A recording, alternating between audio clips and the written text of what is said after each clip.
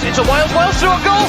Slossy beyond Foderingham. And the Millers are in front in the South Yorkshire derby. And for the first time in 42 years, Rotherham United win at Bramall Lane.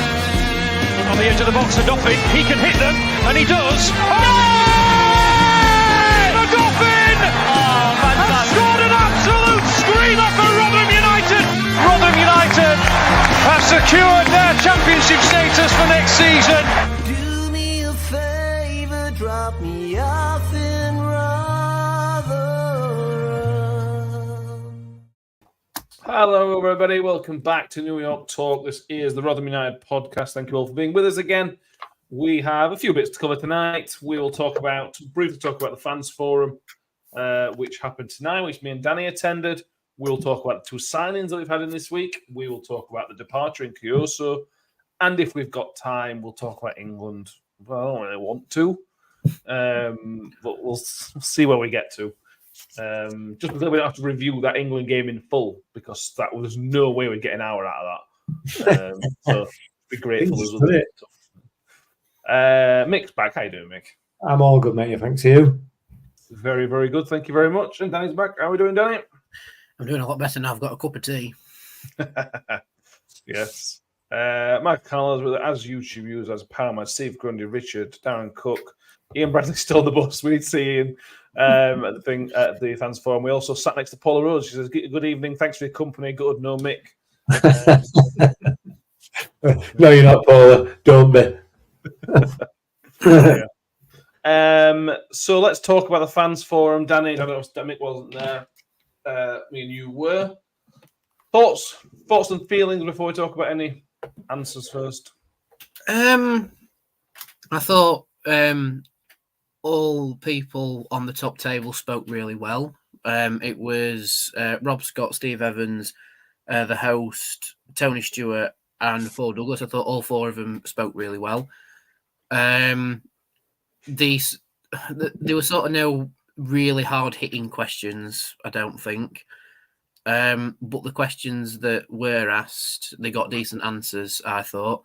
But there was a lot of shade thrown at last season, wasn't there? There was a lot of shade about signing players with long injury lists, and taking a pop at the age of the players as well. And it was funny to begin with. Then it became a bit of a now then.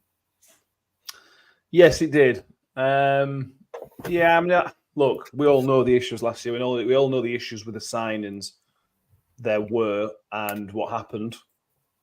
But that's not just down to Matt Taylor signing those players, is it? Matt Taylor obviously would have had, if not the final say, Mick, he would have had a significant say. But it's not just Matt Taylor's fault. All those signs that came last year, there is a process that is followed. And I was maybe not uncomfortable, but I was a little bit disappointed there wasn't more on what happened internally rather than just, these players were injury prone and we signed them anyway. Yeah, I was a bit disappointed in that. Yeah, it's a difficult one. Obviously not. No, I weren't there. So we've covered this many times since the start of last season, haven't we? And there's little point going over it again. Yeah, we're manager's fault. Yes, Rob Scott's got to take some blame. Yeah, both managers have got to take some blame, and as have the board. It's spread about equally, quite frankly. So we've got to let it go now. It's gone. But what it does do is it opens your eyes to the fact that the decisions that were made by the club in terms of management were abysmal. In particular, the break in between two managers. So they've obviously got to learn from that, and we need to be aware of it, don't we, for the future? Because as and when Steve Evans goes, whether he be sacked or leaves, will the same thing happen again? Probably is the answer. There's nothing to suggest that it won't, is there? Yeah, Matthew Dias, I think was there, says, seemed to answer the question on bringing down the age of the squad by talking about injuries. He says there was no forward thinking, no selling value. Tony Stewart needs other revenue streams, which has to be transfer profits. Yeah, I did notice that, Danny, when we asked about the bringing average age down. Rob Scott talked about bringing more revenue in. And this is the conundrum that Steve Evans, the club, is going to have. That if Steve Evans is bringing in Liam Kelly, we all think he's going to be a really good player, Liam Kelly. We all think that he's going to be a good signing this season. But there's no money there. There's no sell-on value. There's no profit for the club in that from a transfer point of view. And that was what was talked about at the end of last season in terms of bringing average age down. That's a consequence of bringing the average age down, that you then have more assets, essentially, to make the club more profitable, to then start a bit of a cycle. Yeah, definitely. I mean, maybe that's why we've signed players in, Sean McWilliams, for example, and that sort of thing, that sort of player. But yeah, you're right. There was very little mentioned about forward thinking, other than the fact that they've sort of had a look at the Victor situation and gone, we got the best out of it that we could, but we need to do better. But we've heard that tune a fair number of times over the last few transfer windows. But the one thing that interested me, and I've seen a few comments saying they didn't really talk openly about things. I think they talked openly about the stuff that they could, but the one thing that surprised us all was how open they talked about the new Sky deal and how much they hate it. It's a strong word, but they're clearly not a fan of it. Yeah, I think they stopped short of saying that they hated it, but the vibe that you got off it, they're not fans of it, basically. Yeah, that basically came from Paul Douglas, who I thought again spoke very, very, very well. So he essentially said that it seems like a risk. The EFL putting all these games on telly seems like a big risk to the pyramid. It's essentially the pyramid itself. How much football is too much football is the point without saying those words. And that's again something we've talked about, Mick. We've talked about the podcast when the Sky deal came up, this new Sky deal came up, that how much football is too much football. How much rearrangement of games is too much, that then fans will stop going to games because it's just available on the red button or whatever else. It's good to see that these are conversations that are being had, and it's not just pay me the money. Well, I mean, if you think that the EFL have got any interest in football clubs and supporters, then you're more naive than I thought. The EFL are only interested in getting a television deal that will line their pockets. And if some clubs go under as a result of that, then so be it. They're not interested. This is all corporate world now. This is not football any longer. This is just about who can line whose pockets as quickly as possible before it all falls down. So the clubs may well have had an input into how this deal's going to work, but ultimately they will not have the end say on that. That will be the EFL. And if it doesn't benefit all the clubs, so be it. They don't care. They're not interested, so long as it benefits the EFL. So we know that. We're, as supporters, we've seen it from the top downward, from the Premier League down the EFL. Nobody's interested in the pyramid. Nobody is interested. Only the supporters and the football club owners, to a degree. Some of them, not all of them. A lot of them are just in it for the same reason that the EFL are in it and Sky are in it and everybody else. That's just to make some money out of it. It's just a money-making machine. So to think that they would consider the survival of clubs, I think is naive, to say the least. So, yeah, it won't be a good deal for the clubs. There's no doubt about it. And it will stop people going. It will, without a doubt, stop people going. But the EFL will get paid. So that's the end of that, isn't it? Well, it is. Yeah. Yeah. I know that's a really cynical view of it. I know that, but we see it time and time again. We see it all the time with some of the decisions that are made, and the way that the Premier League are bully everybody else. It's just about money. It's money. So, yeah. Shelley asked, did the questions actually get answered, or was it just political answers? I wouldn't say necessarily it was political answers that were given, Danny. I would just say it was more. It was, you've mentioned it, shared at the previous two managers. Really, it was. We're going to do things. We're going to do things better without kind of explaining why and how it's going to be better. If that kind of makes sense. I think with some questions they went in depth with their answers, and it surprised a few people. Like with the Sky package answer, like the average loss per club in the EFL was 16 million last year. That's absolutely abhorrent, and somehow Rotherham only lost a pittance amount compared to that. But I think a few questions were a bit more political. Like I think the answer to the Victor question about how the £1 million is going to get reinvested, that was quite political. Like, oh, it's technically disclosed. You know, we can't confirm or deny that figure. Even though that's widely reported as to what it is. Maybe it's because it's paid in installments by Stoke. No, it's up front because it's a release clause. Oh, is it? Okay. So what that was the more of the political answer. I want to get mixed reaction to this because I think this one will surprise him. Because they talked about thoughts on last season, and if there's it's only Rotherham sort of attitude from officials. Refereeing. Refereeing. Oh, you're gonna love this. Yeah, you're gonna love this. So Paul Douglas thinks there is a little Rotherham attitude from officials because, like, the smaller club, and there is sort of an unconscious bias towards bigger clubs. But they have this system called KMI. And it sort of is like an overall figure, and it takes into account referees' opinions, ex-players' opinions, etc., and sort of forms the calculus as to how a performance is garnered and how the refereeing decisions swing a football match. Rotherham benefited more from incorrect refereeing decisions than any other club in the EFL last season, according to KMI. Yes, apparently so. Mick, thoughts on that? Sorry, my screen ain't frozen. Well, in that case, if that's the case, show me the figures. Show me the figures. Show me how that's worked out. Because we all know that is absolute. I can't say it's after Watershed, isn't it? Technically, yeah. That is absolute bollocks. No question about it whatsoever. That is utter nonsense. Nonsense.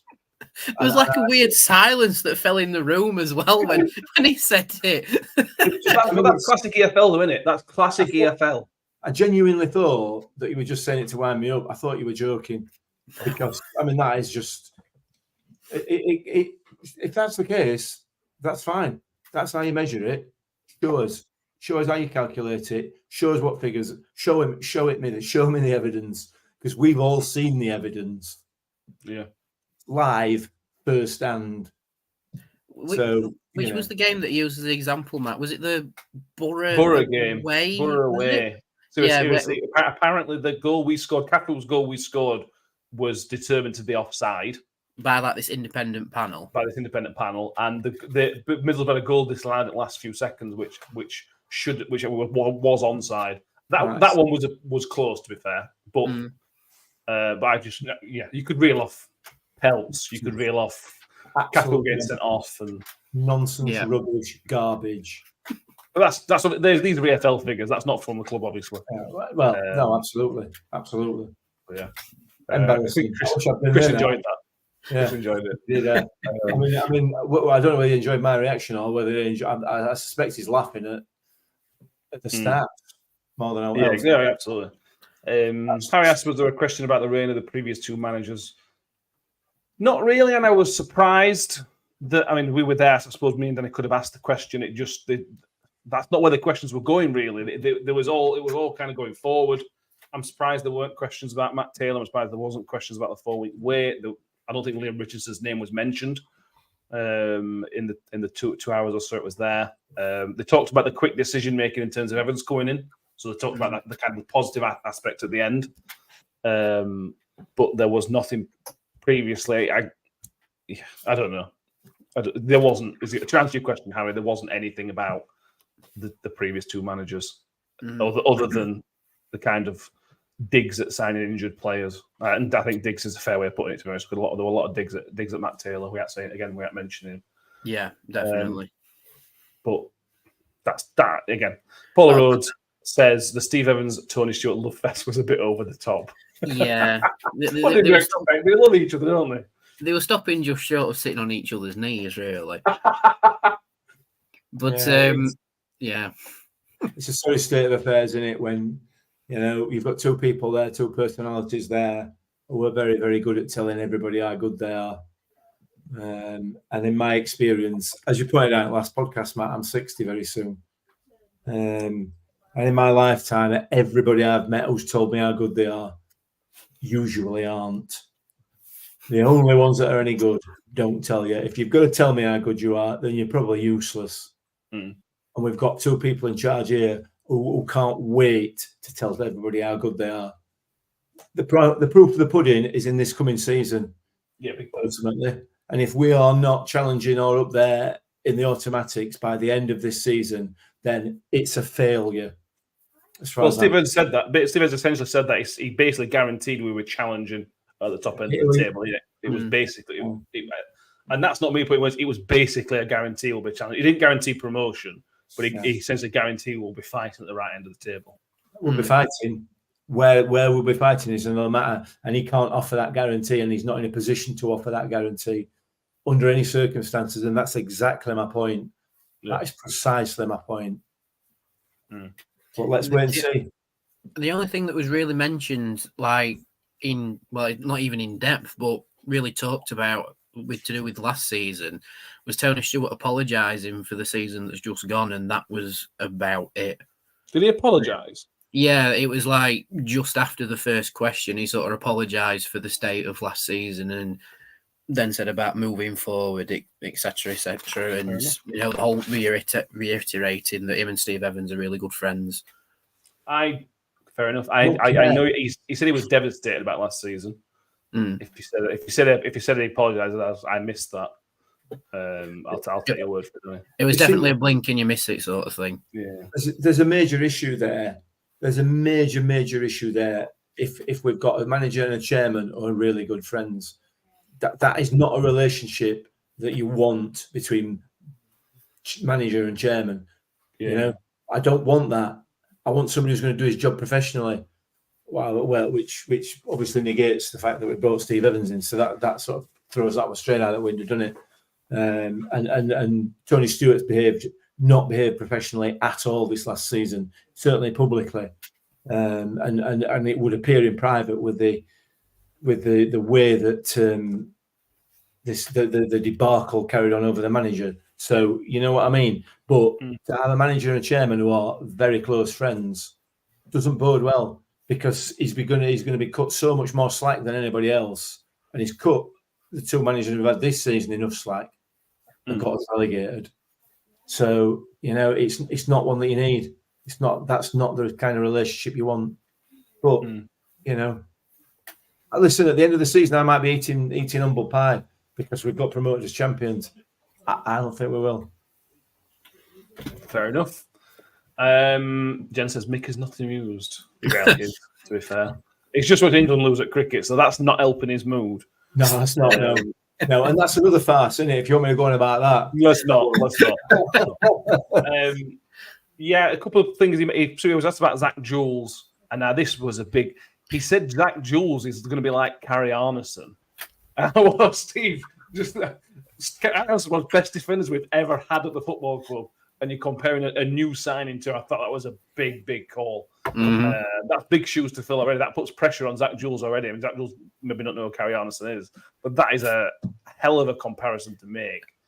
I think the throwing of shade after that as well was a big tell, because they said he was better than any of the old defenders who were here last season as well. Any of the old defenders that we had here last season as well. Yeah, I thought he's a better player than Cam Humphreys then. Well, no, old defenders. Old. I think old. Oh, I thought you said old. Sorry. No. So again, digs at last season with nobody taking responsibility at the table anyway. I assume Matt Taylor's going to take that responsibility when they interview him. It's going to make the first home game very interesting. If Matt Taylor sees any of that fans form, it'll make Bristol Rovers at home very interesting. Yeah.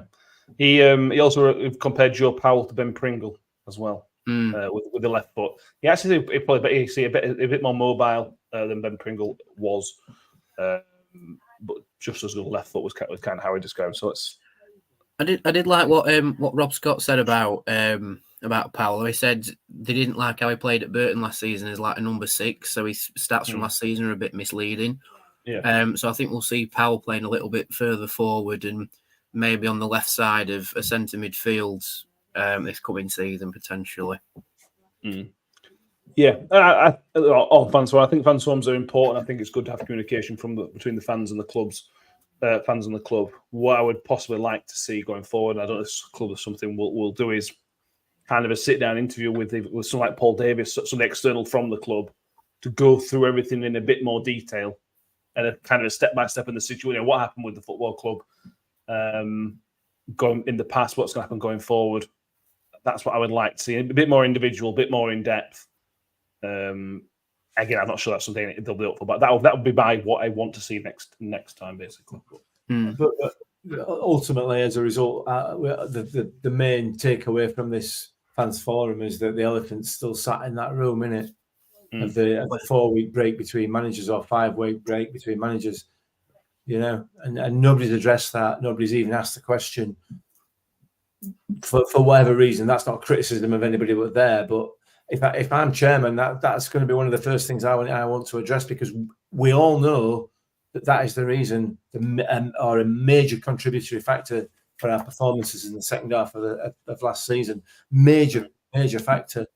So at least address the problem. Don't just leave it sitting there in a corner and hoping it goes away, because it's just wrong, and again it's unprofessional. If you've made a mistake, own it. Don't try and just gloss over it, which is essentially what we're doing here. Not good enough. Yeah. Not good enough. No. Ian Bradley says, when Rob Scott started talking about stats and anatomical data, how did Cafu get through? Blame Matt Taylor, Ian. I don't know. If there was a problem last season, when things didn't work, atmosphere rubbish, blame Matt Taylor for that. When there was when beer weren't working, beer taps were working, that's Matt Taylor's fault as well. I think there were issue with turnstiles at one point. That was Matt Taylor. Gave you interest as well. Is Matt Taylor going to get the blame for the debacle on first game of this coming season when nobody's got a season ticket? Yeah, exactly. He'll be there. Matt Taylor will be there, so it'll be easy. Oh yeah. Of course he will, because his Bristol Rovers are coming out there. Yeah, so yeah. That's convenient. I'd be interested to know, just as a side note. Well, we're obviously we're well into season ticket renewal, and anybody that's renewing should have already renewed. Has anybody heard anything, any confirmation, any email, any confirmation whatsoever that they have got a season ticket for this coming season? I'd be interested to know that, because I certainly haven't heard a thing. I don't think I've heard anything, no. No contact whatsoever from anybody. No. The only thing we heard about Ticketmaster was someone asked the data protection breach question to Paul Douglas, and he's reassured everybody that even though Ticketmaster was hacked, that every fan's data is safe. His words, not mine. The fans' data is safe. We've checked with their internal IT team, and it's just safe. They're working at highest possible security levels as they can. And it's as secure as it can be. Yeah. Well, interestingly, it would be nice to know that when my money starts going out, if it hasn't already, I don't know, but I'm sure it will. It's this month, isn't it? Into July it goes starts. Where's my ticket? When's my ticket arriving? Have they accepted it? Have they got my details? I don't know. I've got nothing at all. No confirmation. So Steve has, which is then a bit concerning that Steve has and nobody, and some other people haven't. Anyway, that's by the by. That's not a surprise for Ticketmaster, is it? Let's be fair. So yeah. Paula Rhodes says she's an email listing direct debit dates 1st of July. I don't think I've had that either. Check your junk folder, lads. I have to check his junk folder. We'll return on Sunday once we've investigated. Search from the junk. Yes. Anything else from the fans forum, Danny? I thought it was interesting that the entire panel was open to the idea of a committee of fans to build more of an atmosphere at the stadium, because they feel like there are leaders who get the songs going on away days and that sort of thing. And they basically just said they're open to the idea of creating more of a fan-driven unity in the stands, a bit like the Ultras thing, just not quite as rough. Ultras aren't rough. Well, you know what I mean, though, like the whole coordinated thing and the whole threatening side of the Ultras, where they try to intimidate people. We're not going to do that, are we? try. Yeah, but anyway, they're open to the idea of a committee of fans to do all that. I suppose we are fans. If anybody that was mentioned, if anybody wants to do that, get in touch and we'll discuss what we can do. We're only 4 fans with Tom, 5 fans with Kev, 6 with Joy, and so on. But if there's anything we can do as fans to help with that, we're not exactly the ones to start songs. But if there's anything what we can do for that, to connect people or whatever that case may be, we'll help where we can in any circumstance like that. That's all we are as well, fans, aren't we? Yeah. What was the name of the fan that Paul Douglas mentioned who were really good at it back in the day? Can't remember, to be honest with you. They were a middle guy that mentioned it, wasn't it? Was it? Oh, it was. Yeah. I think it's the guy from the Sports Trust that hosted it. I can't think of a better word than hosted it. So yeah, there you go. That's what we have. Paul Davis has done a kind of tweet by tweet, so if you also want a bit more detail, Paul Davis tweeted it out. So I think there's the corner bar thing, and that's progressing. Yeah, Tony Stewart said the corner bar, and we may hear something in around 4 weeks, was the time scale that he gave, around the bar and the surrounding areas for the stadium. And we've been waiting 12 years. So we can wait another 4 weeks if it's going to be just another 4 weeks. It just depends. It's like New York Stadium. When we talked about New York Stadium, I only believe it when I saw it, and it's the same kind of thing. When I start seeing something, I'll start believing it. Yeah. He delivered with New York Stadium. Let's see what else he can deliver on. Yeah, I mean, he said that one thing has to happen before the corner bar thing can happen. And me and you, Matt, we both thought he was on about the Forge Island development, waiting until that's up and running. But someone asked about doing something with Guesting Crimes, and he suddenly went very twitchy and comical, didn't he? So I think they're waiting for something to go through with Guesting Crimes, and then that'll develop, and then the corner bar will develop. And he also intimated about, he talked about himself being quite old, but his son's not quite so old. So that is another intimation that there is a successor to the owner of Rotherham United. He's not necessarily going to sell it when he gets too old. There's a suggestion there that it will be his son that takes over as the eventual chairman of Rotherham United, which, again, would be nice to have a bit firmer plan. But again, whatever. Richard, put Mick in charge of the fans committee. That's all well and good if you need a moaning section. I can do the moaning section. Yeah, you can do that. No problem. If you think about it, we could have the family stand where all families go, the north stand where all singing lot go, and then the west stand underneath the executive boxes. That can be all moaning section. Yeah, we could do that. So then the managers get the moaning, but the players get the singing in the families. There you go. Chris Page says, hi, but he's got a photo of years ago of a fan getting the cop going in the Tivoli days. Remember Gleeson getting the Tivoli going. Yeah, look, let's see. When we start winning a couple of games, atmosphere will probably improve.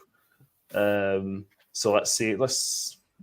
Maybe, I don't know. Anyway, we will maybe revisit this topic in the next thing. We've got half an hour out talking about fans forum, to be honest with you. Yeah, that's not bad. Quite impressive. One of us here didn't go. That's quite impressive. So let's move on. Quite a lot has happened since we last. Not since we last spoke, but that we're going to talk about. Let's confirm. Well, not confirm, Mick. But Peter Costa has officially left. I think it was Monday. It was confirmed.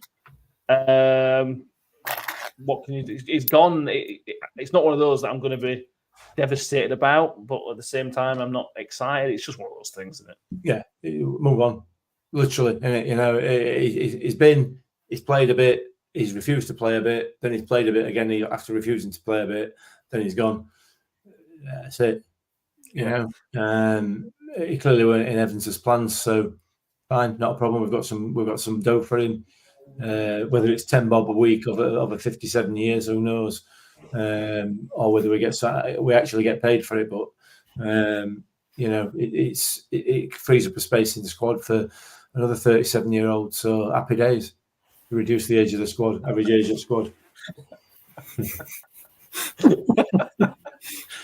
Fair enough. It's also worth noting, I don't know if it is worth noting actually, but Oxford have been charged and basically found guilty of not paying transfer fees on time by the EFL today.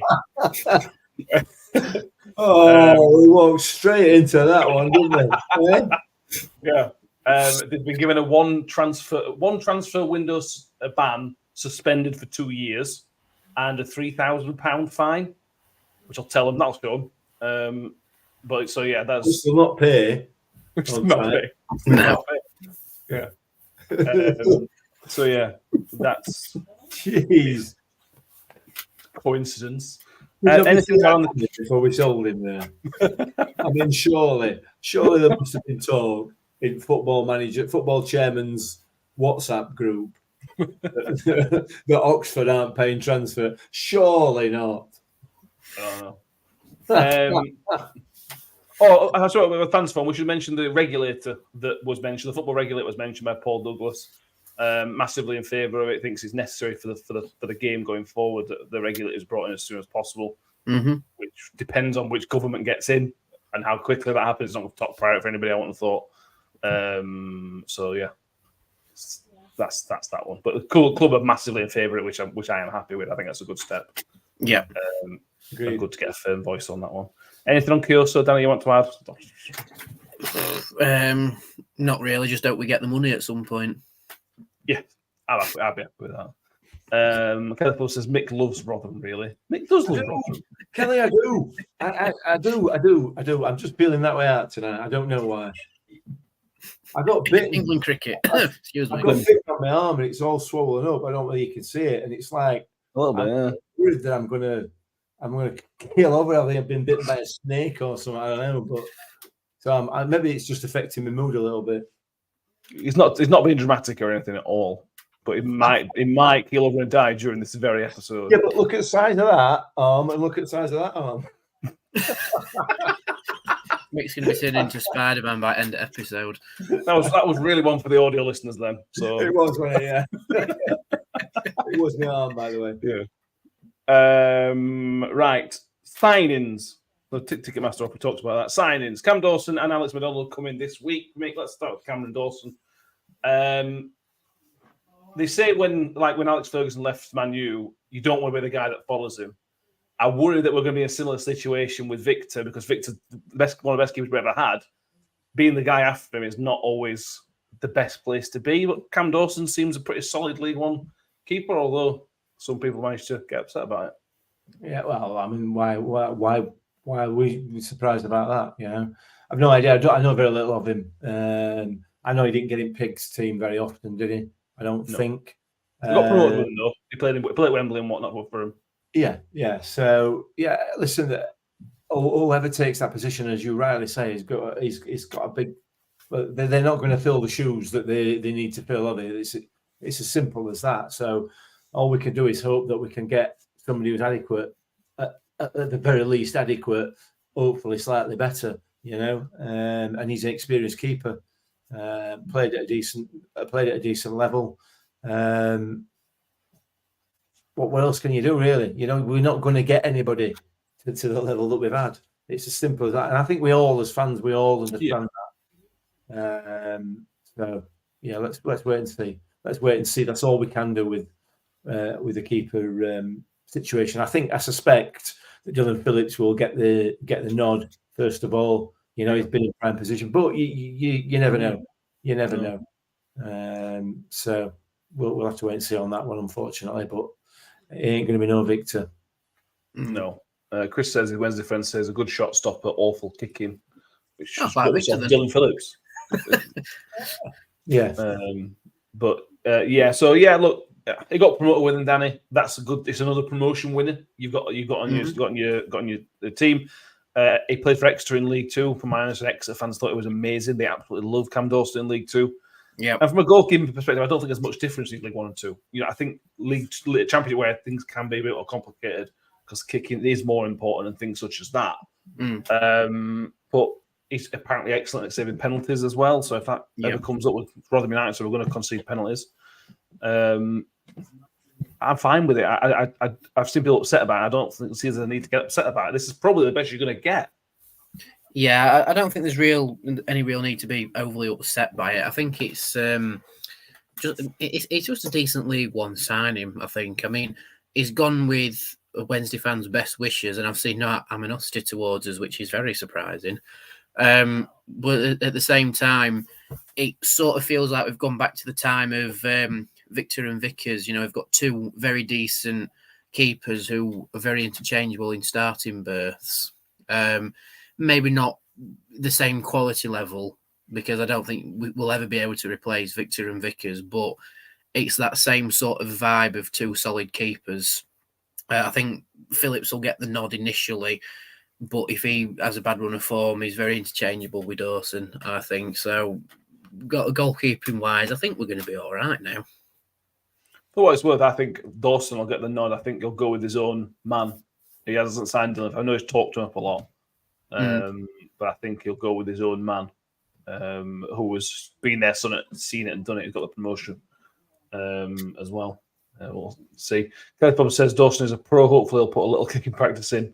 Shouldn't be difficult, really. He looked very happy. In his interview after the signing, he was all smiles. Those interviews can really bore you, but he just looked happy. So that's good. That's a good.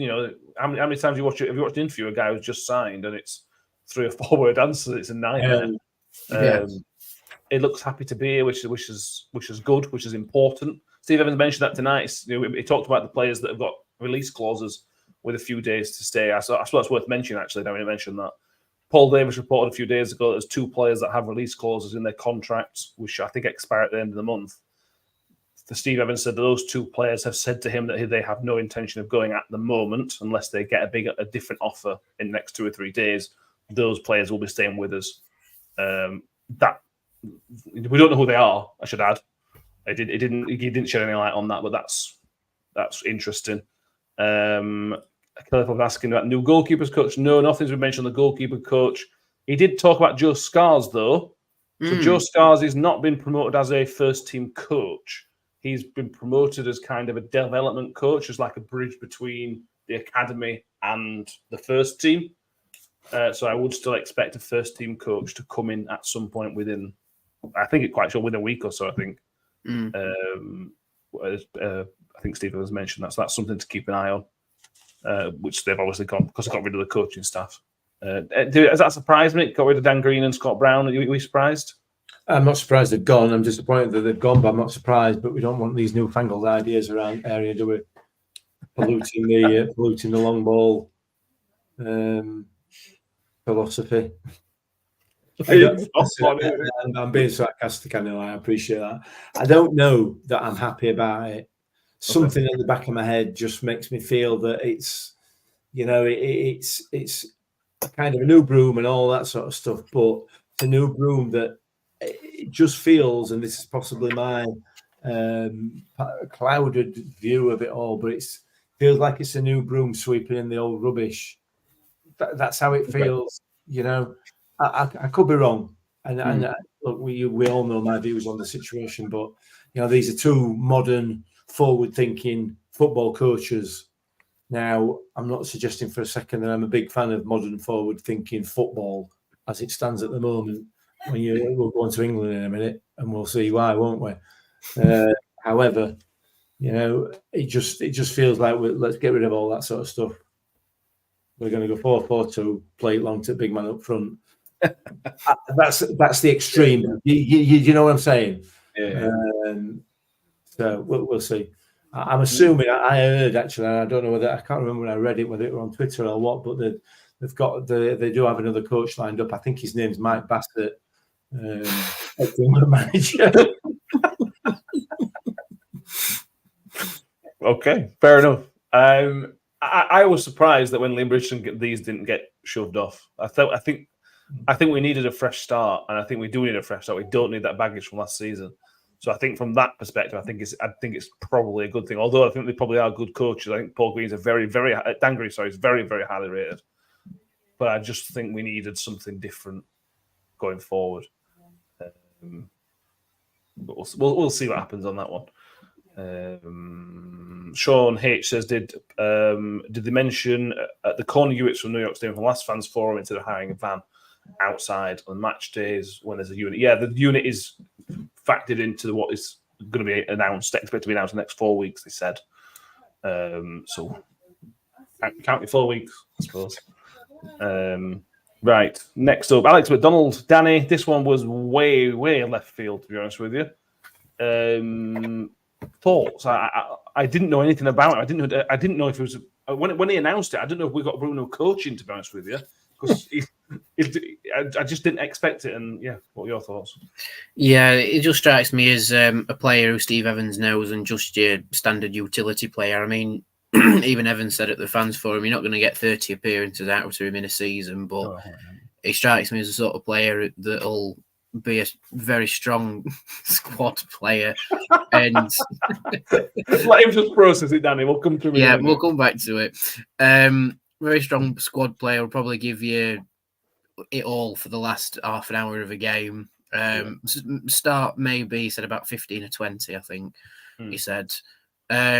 But he just strikes me as just an all-rounder player that Evans trusts, and he'll get the job done. And he says, what did he say? He had his strongest attribute was at the fans forum. What did he say? Don't know. I can't remember what he said his strongest attribute was. I think I just switched off from all the love in between him and Tony Stewart at that point. But yeah, he says he's going to bring something he trusts to the team. Yeah. But at the same time, it's not expected to start every single game. But he says that we'll like his style of play, which, fair enough. I suppose one of that sort of player is better than 5 that we had last season. I suppose. Mick? Well, I mean, we've obviously spent some time at this forum tonight being mildly critical of signing players who were too old and not going to get a full season out of them. And then what we've done is we've come down and signed a player who was too old and we're not going to get a full season out of him. And that's all right this time. Weren't last time, obviously, for obvious reasons, and that causes a lot of problems. But this time it's all right. Why are we signing a player that we're not going to get a full season out? Why are we signing a player at this stage of the season that we might get 20 minutes out of, 20 games out of the season? What is the point of that? Where is this reduction of the average age of the squad? Where is this investment in the future for the club, bringing on players, selling them on to raise the money? Where's all that coming in? It's not, is it? It's quite clearly not. That's just one player. We talk to suit whatever the occasion is, it would appear. But again, that's not a surprise. We've had experience of this in the past. We know that's how this regime works. But hey, what we can do is support it. Well, support the club and the team. You don't have to support what goes on behind the scenes. But for me, I don't know the lad, and he might be a great player. He might be great to have around the dressing room and everything else. But if you could have if you just want somebody who's great around the dressing room, bring a coach in. What I don't get buying a player in his 30s who would appear from what I've seen is a League One, League Two player who's not even going to play a full season if he's fit. Why is that taking up a space in the squad? Don't know. It don't make any sense to me. But I don't want to be critical of the bloke, having never seen him play. You know what I mean? Yeah. And I don't want to dig him out. It's not his fault. However, you can't say one thing and then criticise one set of management or 2 sets of management for one thing, and then do exactly the same thing and say it's all right. Not right. No, I agree. I completely agree. Powermed says exactly the same. Can't believe he agrees with you. Michael Carnell says, sorry, Mick, but you are absolutely spot on. Powermed references Kelly and McDonald, who are both mid-30s. Chris Page says the threadbare squad needs cover. I think that would be a point if it was August. Yeah. You're not even at the end of June. There's no need to worry about making your squad not threadbare at this point, because you're only pre-season training starts properly on Monday. This all tests and stuff that they've done yesterday and today that Steve Evans has talked about. I don't think the threadbareness of it is necessarily an issue at this point. But then, like It's you say, not. it might be an amazing dressing room. It might be the kind of player that's brilliant. He's obviously an ally of Steve Evans, which managers need. They need players, their guys in the dressing room. This is to play devil's advocate. I do agree with what you said, right? But maybe that's part of it. You know, he might be a great guy. He's trustworthy. Maybe he's fit. You know, if he's fit for 46 games of the season, but we only need him for 20 games, and I bet you it's not on much money either. It's come from Stevenage. You'll not be on $6,000 a week, really. So maybe you're getting more value for money than you would be off somebody else. Maybe. I thought we wanted to be competing at top end of the table, and we're going to be competing against teams who are not interested in value for money. They're just interested in talent, which is a novel way of winning a league, isn't it? Having some talented players. Sorry, Alex, again, listen, Alex McDonald, this is not your fault. No, really it's not. sorry. Absolutely. This is not a dig. This is not a dig in any way, shape, or form, because they may well be immensely talented players. I don't know that. That's not the point I'm trying to make. The point I'm trying to make is that as a football club, you know, we're not really investing in any future here, are we? Other than, well, nobody's. We're not investing in the future for the club. Certainly not if we're not going to be bringing in younger players that we can bring on. But anyway, which is what we're told we're going to happen. Yeah. Anyway, yeah, this won't be the last time it's mentioned, I'm sure. I think for me, with Alex McDonald, the gauntlet is laid down for him to effectively prove people wrong. I think. We can't prove somebody wrong who's not said anything bad about who he is or what he is. You know, well, it can prove you wrong. Well, only by playing 46 games and for 90 minutes. Yeah. You know, because that's all I'm saying. That's my point. My point is, what you're doing is, as a manager, you're bringing in a player who you're saying is not going to. You know, he's not going to be fit enough to play you a full season. Why would you even do that? You know, why would you know it's not going to happen? Why do it? Why waste a squad place? And that's not a criticism of him. You know, I don't know what sort of player he is. He might be an immensely talented player. He might be. But if he's not going to be there for the whole season, why are we not getting somebody in who is going to be there? Or has more chance of being there? You can't guarantee it for anybody, can you? No. That's my point. So I'm not digging him out, and I'm not calling him out or anything like that. Like I said, he may be an unbelievable footballer.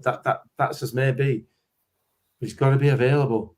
Grant Hall, Sean Morrison, Etal, you know, really good footballers, never available. Meda Glass, Fergie, unfortunately. And the common denominator for that is 33, 34, 35, that age, that sort of age and experience. That's the common denominator there. So, yeah. Powers, they just find it weird that Evans says he'll bring down the age, but sign 2 players mid-30s. He said he's going to start bringing the average age down. He says this is kind of building the squad. Next part's fine-tuning. So as Kellis Pop says, we've got to wait and see. And that's all we can do. And if we win that first game at season and we go up, every single one of us will be buzzing. Whether you criticise Steve Evans, whether you criticise Dunn Stewart, whether you criticise anybody, everybody will be buzzing. So all we can do is wait and see what happens. Let's move on to the cup draws. It's been cup draw Thursday, everybody. Yay! Did I tell you I've been beaten? First of all was the exciting Carabao Cup draw. We got Crewe Alexandra at home. Anything to add on Crewe Alexandra? No. Cool. The only thing that's different this year is that all games are televised, whereas previously in the Carabao Cup, none of the games were televised except the 2 or 3 that Sky chose. So that'll be good for the attendance, won't it? That'll be really, really good for the attendance. Yeah. I mean, that'll help the attendance of 273 that we got last time, won't it? One of the worst attended games of the year. Now we're going to have less attendance because It's like a great plan to me, that. But I'll be going because I enjoy the Carabao Cup. I think it's a good tournament, a useful core tournament. Yeah, so Tuesday after the first game of the season, so you then see a couple of changes made, tweaks made. I like it, and I think it's a winnable game, which then puts you into second round, which then possibly you can try and get a Premier League team, which would be very, very nice. Yeah. Anything else? Anything else to big up the cup? No. Okay. No. The next one is the Bristol Street Motors Trophy, which obviously rolls right off the tongue. We know we've got Mansfield and we know we've got Bradford.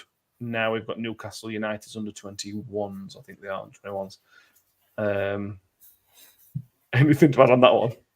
The one thing that strikes me as bizarre from that is why have they done the draw just for the under 21s teams when that's the one bit of the competition no one gives a toss about? Mad that blew my mind. They should have done it the way around. Yeah, exactly. But anyway. I know why they've not, because they're trying to get teams to play each other as close as possible. So you go to the games. So you go to Bradford and you go to Mansfield. That's why. But by that logic, Rotherham should be in a group with Barnsley and Doncaster. Barnsley and Donny are in the same group. No, aren't Barnsley in the same group as Huddersfield? Isn't it Barnsley, Huddersfield, somebody else, and Man United's under 21s? I think Man United are in Huddersfield. I'd have to have a look at this. But I certainly know that Donny and other one that I just mentioned. If Barnsley and Donny are in the same group as Huddersfield, that makes no sense whatsoever. You can't have 4 teams in a group, though, can you? Yeah, I suppose, but it makes more sense for it to be the whole South Huddersfield. Yorkshire. How does that work? It makes more sense for it not to be a South Yorkshire group. Yes, it would. Move on. But and then like you could stick Doncaster over one side with Grimsby and Lincoln. You could. And then have us with Barnsley and Huddersfield. It's bizarre. Yeah. The attendance will be terrible for the Newcastle game. I'll be going to all the other Papa John's home games, Bristol Street. I just want Papa John's back. That's all I want. Bring back Papa John's. Where's Big Papa John gone? But yeah, I and many, many other people won't be attending the Newcastle game. And solidarity. Every group's got to have its whipping boys on it, and that'll be Newcastle. So yeah.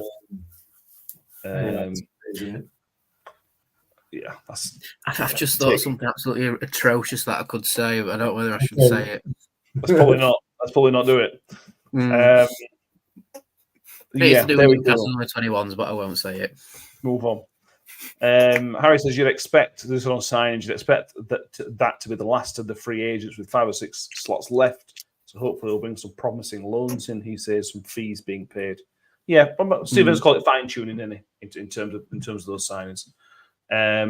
Let us give a shout out for LPMC. He is doing another concert on the 20th of September, which is at Chantry Brewery. So if you want to watch some really, really good music with some really, really good beer, got you. It's there. Just go. So we're not away that weekend. So Lee's been very kindly organised this, so we are in the country. So we'll probably be at that one more than likely. Definitely. Okay, he's a new song as well. I haven't been on a name of it. Joe. Thank you very much. So go and check out Lee's new single and the album. Obviously, I think about later on this year as well. So do please go and support Lee LPMC and maybe see you at the concert in September. Tickets are on sale, by the way. Tickets are on sale. Go to the LPMC Music on X or lpmcmusic.com is the website. I've got a banner, I think. lpmcmusic.com. You'll find all the information you need on there. We'll probably speak to Lee at some point again because we like him. Steve Spoof Evans in the comments. He's on YouTube. He says, Moaning Mick, no players should be playing 46 game, plus the whole bench needs to be utilised. Correct. However, players should at least be, in an ideal world, available for 46 games, Steve. As far as I'm concerned. But listen, you're a football manager and I'm not. So you obviously know better. We'll see. Look, we'll see what happens. All we can do is see what happens. Let the chance of Steve Evans coming on get slimmer and slimmer by the episode. Right, let's talk. We've got 5 minutes to talk about England because England may well be the luckiest team in the world because they are absolutely stunk. I said this 20 minutes into that watch along we did on Serbia game, that the tournament's been brilliant. England have come along and stunk it up. That Group C is one of the worst groups I have ever seen in any major tournament I have ever seen. And we've got through top, Mick. And not only have we got through top, we've avoided France, we've avoided Spain, we've avoided Germany, we've avoided Portugal. I can't believe England's luck. It's amazing. No, and it's really difficult because I want to be. I do not want to slag them off. I don't want to slag off Gareth Southgate. I just don't. It's England. I want them to win. I want them to do well, but it's so tough, particularly after that last game. They've made it so difficult, and I think one of the reasons they've made it so difficult is because we've watched exactly what we watched the other night for the last 46 games of Rotherham United, where we go forward. Oh no, pass back again, and it's just. It's mind-numbingly boring, and it's another one of these. This is how we play football. We have to play it about, keep passing it until someone opens up, and not ever opens up because nobody ever moves, and it's just so rigid in the way that we play, and it's just pedestrian, lethargic, and ambitionless is how it feels, how it looks. I'm sure that that's not meant to be the case. Sure, that's not how it's meant to be. That's how it comes across, and it's so difficult. I can only hope that now, once we get into the knockout stages, we have to go. We have to win games. We cannot do that from now on. If we do, we're out. So, and if we do when we're out, then we'll be deserved to be out. I would hope that we now start to use some of the attacking talent that we've got. You put tweet halfway through the game, about Harry Kane. What should we do with him? Or play him as a number 9. He's playing centre half that game. And the only times that we got balls in the box, I've said this. We've been all 3, 4, 5, 6, 7 of us who've been on this podcast. 8 of us who've been on the podcast throughout the last season have all said at some stage, look what happens when you put ball in box. And that happened again the other night. I accepted that one of them were offside, but it was a tight call, but it weren't actually, were it? Either way, you put the ball in the box, and assuming that your striker's there and not playing centre half, you have a chance of winning. You have a chance of causing problems. So hopefully now we're into the knockout stages, the tactics change. Yeah. Chris says, question, who's worse, England cricket or England football? Well, England football aren't out yet, so we'll have to go with the cricket at the minute. But there's other issues on that one. We're not going to get into the conspiracy theories. No, let's get to the cricket side of it. No. The positives, though, Danny, and there are positives. 𝐿𝐴 was brilliant. I thought he was excellent when he came on. 𝐿𝐴. Anthony Gordon got 5 minutes, which is a scandal, because when he came on, he was wonderful. And Cole Palmer, again, this is a bit of a scandal. He's not been playing. Again, Cole Palmer was excellent when he came on. These players, Cohen's got to start. I've seen a report today, so I think he's likely to start, which is good. But for me, Gordon comes in. I like Saka, but Saka comes out, and either Gordon or Cole Palmer come in. It's absolute no-brainer for me for one of those. Yeah, and I think they've sort of shown Southgate that, and I really do hope between now and Sunday he racks his brain and goes, right, the way we move forward is to bring the players on who have actually put a shift in on the football pitch. We're speaking to Ian Bradley briefly after the fans forum, and he said Foden's been such a letdown at this tournament. Maybe a bit of renewed vigour. Now he's had his 3rd child. That's frightening. He's my age and he's got 3 kids. But he's still got more Premier League winners' medals than kids, which is very impressive, to be fair. Yeah, that's very true. But I think England's been so underwhelming, and you've seen players come on, all right, fair enough, for 15, 20 minutes in the last game or so. But even in the game against Denmark, you saw Ollie Watkins come on and revitalised it for a bit, but fell into the same trap because we were sat so far back. Hopefully he does have, hopefully he twists rather than sticks, because I think if he sticks, we won't do as well moving forwards. But Southgate he does strike me as a manager that's stuck in his ways.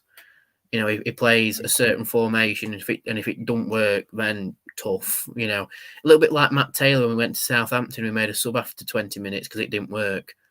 That one was Matt Taylor's fault, to be fair. I know we blamed him for a lot, but that one was his fault. But him taking off Gallagher for Mainu was like that. It was a very similar vibe, but like you say, Mainu's done really well.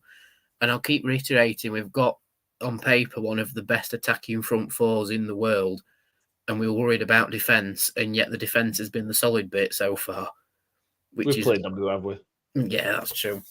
But Southgate has majorly, and I mean majorly, looked out with the side of the draw. Again, in 2018. Yeah, again, exactly. We've got all the heavy hitters on one side who are going to take each other out. And I'd say our main danger is Italy and Austria in our side of the draw, just by Italy having a bit about them and Austria being so in form. Austria are the dark horse this tournament. They Austria are so in form. Probably the team of the tournament so far. Yeah, they are so in form and go into every game more or less as the underdog, but have blown people out of the water. They finished top of the group that had the World Cup, recent World Cup finalists in it. Yeah. And they've completely blown it out of the water. And if we semi, we can get them. Yeah, semi-finals. Mind you, we could get Italy in quarterfinals. That'd be fun, wouldn't it? Revenge. I hope. We got to beat Slovakia first, which you should be beating Slovakia. I know this is famous last words, but a team like England should be beating any team, but they should be beating Slovakia in a knockout game. No doubt about it in my mind, but it is what it is. 𝐁𝐞𝐬𝐭 says, just speed up the passing. We sped it up and scored the goal. As I said, yeah, absolutely. And I think when Gordon came on, it sped it. Again, that was not long enough, but it sped it up. That pass from Gordon to Mainu to Kane to Palmer, that was one of the best bits of play we've had all tournament. But yeah. Andy P says, we take too many touches moving it across back four, which allows opportunity to cover the passing lanes so easy the ball movement. Has to increase the tempo. That's the thing that I've really disliked about England this tournament. Every time there's a pass, they stop it and then pass again. It's like, why? We mentioned it with Bradley. It is very English. It's like they're not. It's like they don't trust themselves. Like the Rotherham players really didn't trust themselves. They didn't trust themselves to make that key pass, and England looked like couldn't make the minute. And that's why when Gordon came on, he clearly does. He's got that confidence. You can see straight away. He's got that Palmer as well. Yeah. They've got that confidence, and that's what the team's been missing, I think. This is clearly a modern coaching method. This clearly is, because Taylor's done it. We've seen many teams over the last 2 years in playing Championship who've tried to do the same thing, tried and failed, by the way, to do the same thing. So it's obviously a modern. This is how football should be played. Well, I've got news for you. So what you're saying is that England being rubbish is Matt Taylor's fault. Potentially. I mean, you said that. You made that connection. I definitely didn't. I mean, I have got another Euros thing that we could talk. We just do need to mention before we leave. But carry on. We'll finish this. Matt Taylor thinks he's going to run. By the way, it's absolutely This is the new Zach Varner meme, isn't it? Instead of being it's all Varner's fault, it's all Taylor's fault. Yeah.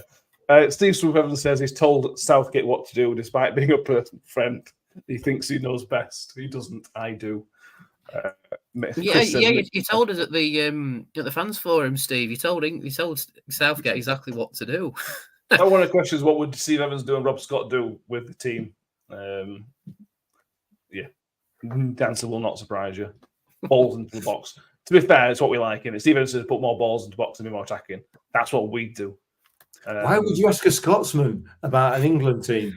Well, the first thing he said was, "I'd play the worst possible 11 because I'm Scottish." Is what he said. Didn't someone from the audience say, "Oh, so they would start 11 then"? Same as what Southgate's been doing. Yeah. Making your Euros thing, we're going long, and you're bringing up new topics. Go on. Just a very quick one. It's just a shout out to Georgia. For the game last night, and I thought Georgia were absolutely outstanding. They were outstanding. They were positive. They went forward. They pushed. They pressed. But the sweetest thing, there were two sweet things in the game. The clear and obvious penalty against Ronaldo that wasn't given, and I suppose 3 or 2.5 things. The half thing being the ridiculous explanation that were given by the refereeing on ITV that it wasn't given because he wasn't involved in the play. I mean, obviously, had he got up and smacked the player that pulled his shirt, then he would have not got a red card because he weren't involved in play, it would appear. That's how the rules work. But the sweetest thing was that the penalty that Georgia got against Portugal, the team who are probably, bar in Italy, the biggest cheats in world football, throwing themselves all over the place, for them to concede a penalty that wasn't a penalty. It is just sweet irony, and it made me so happy. I'm telling you. Yeah. I agree. That Georgia was just the best. We missed first half because we obviously did a show yesterday. Yeah. But that kind of Georgia team I could watch a team play like that for 46 games a season. Absolutely, 100%. Just brilliant. And it justifies letting the small nations, the format of the tournament's rubbish, but it justifies letting these teams into the tournament because best day of their lives. Those players will live on down on that game for the rest of their lives, and I absolutely love it for them. And rightly so, they were outstanding. And the only thing that could have stopped him winning that was a waterlogged pitch from Ronaldo's tears when he got substituted and not got a penalty. It was just beautiful. It was just so beautiful. I can't tell you. They've got Spain next. Less Georgia though. So well, listen. Essentially, it's the same team, isn't it?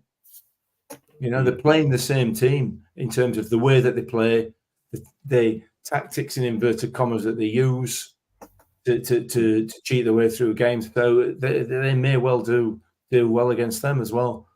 But fingers crossed. Anyway, I do love to see people like Ronaldo and his mates getting one of them because they 100% deserve it. 100%. The only disappointing fact was the fact that cheat from Man U weren't on pitch. That would have been sweet. That would have been sweet. Well done, Georgia. Well done. Absolutely. Scott Kent said the referee in the Turkey game was giving out Christmas cards early, 18 yellows and a couple of reds. That were fun. That were fun end. Steve Spoof Evans says Georgia, he did his golden badges with their coach, and unlike Southgate, he listened. It's that simple. I like Steve Evans. It's good. I like it. Well, anything else, lads, we need to mention? We've covered lots tonight, to be fair. I've done this. During this close season, it's been some of these episodes we've had to drag out certain things. I think we've covered a lot tonight. I've enjoyed it. I've enjoyed talking about proper things again. Down. Yeah. But there we go. But again, and I think this is important to remember, when anything goes wrong, it's Matt Taylor's fault. Do not. If Mrs. Gazagotti, if you're not taking rubbish out, or kids. Is he by my arm? Matt Taylor bit Nick's arm. Yeah. Got the hashtag going, hashtag blame Matt Taylor. No, it's Taylor's fault. It's Taylor's fault. Anything else, boys, we need to mention? No. I think we need to state for the record that is a joke, and we thoroughly enjoyed our chat with Matt Taylor last time. We should, around. yeah. It was lovely to talk to. It was very nice. He's a very nice man, clearly a very, very nice man. Yeah. For all his faults, which he clearly does as a football coach, he's a very, very nice man. Paul Rhodes rightly mentioned, if we mentioned Danny eating 2 pies, if he had took his own Tupperware, Danny would have took rest of them. Yes, I would have done. I was hungry, leave me alone. Yeah, that is accurate. And they didn't have any peas for Danny's second helping, which is disappointing. No. And that's Matt Taylor's fault as well. We ran out of peas. It's changed title this episode. Scott Kent says definitely Matt Taylor's fault if he ends up beating his first home game. Oh, that's going to be a delicious affair, that, isn't it? Yeah, it'll be almost funny, to be honest with you. But let's see how that goes. Thank you all for being with us tonight on this episode. We're scheduled to be back Sunday, but obviously that's the day of the England game. And with it being a knockout, it could go to penalty next time. That may fall into the time we scheduled to record, and you'll all be drunk as well, probably. So we will talk about that when we're going to be back. That may be a delayed episode potentially, but we'll talk about it between us and watch the socials. I'm sure you'll find out for that. If you haven't done, please do subscribe on YouTube. We're creeping up with the subscribers. So if you're watching on YouTube, make sure you're subscribed. If you're watching on Twitter or X, whatever you want to call it, go over to YouTube and make sure you're subscribed. If you can, please do so. Submit the nomination form for the Football Content Awards. That is still available, a pin tweet on X, and the should be in the show notes as well if it's not allowed in. And yeah, thank you all for being with us and putting up with our absolute nonsense. Mick's gonna go see a doctor about his arm. And we'll see what happens with that. So true. And if it falls off, we know whose fault it is. So it's Dr. Taylor, not Doctor Who. Okay. Different kind of. Okay. Thank you, Mick. It's been somewhat. And Danny, thank you. I've seen you more today than I've seen my wife, so it's been a pleasure, mate. I am privileged. Thank you very much. But yeah, it's been lovely, lads. It's been good. Thank you all for being with us. See you next time. And as always, up the Millers. Up the Millers.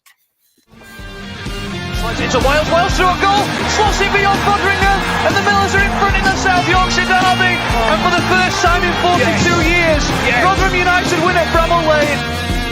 On the edge of the box for Duffy, he can hit them, and he does. The Dolphin has scored an absolute screamer for Rotherham United. Rotherham United have secured their championship status for next season. Do me a favor, drop me off